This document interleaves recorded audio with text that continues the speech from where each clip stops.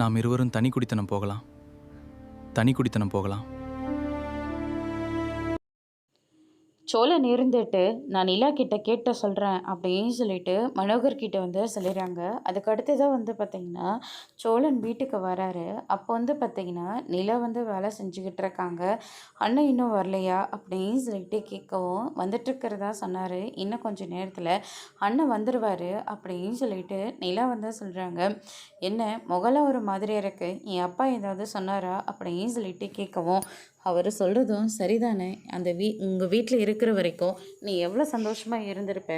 ஆனால் இந்த வீட்டில் ஒரு டிவிக்காக உன்னை காக்க வச்சுக்கிட்டு இருக்கோம்.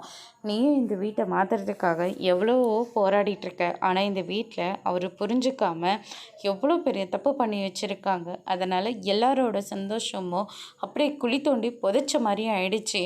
இனிமேல் இந்த வீட்டெல்லாம் உன்னால் திருத்தவே முடியாது நிலா. உங்கள் அப்பா சொன்ன மாதிரி பேசாமல் நம்ம 2 பேருமே தனி கொடுத்தனம் போயிடலாம். அதுக்காக உங்கள் அப்பா செலவில் கிடையாது, நான் உன்னை சந்தோஷமாக பார்த்துக்கிறேன் நிலா அப்படின்ற மாதிரியே சொல்லிடுறாங்க.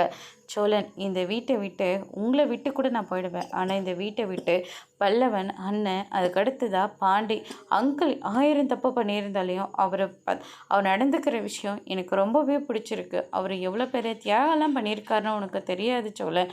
அதெல்லாம் தெரிஞ்சால் அவரை நீ இந்த மாதிரி கேவலமாலாம் பேசவே மாட்டேன் அப்படின்ற மாதிரி சொல்லிக்கிட்டு இருக்காங்க.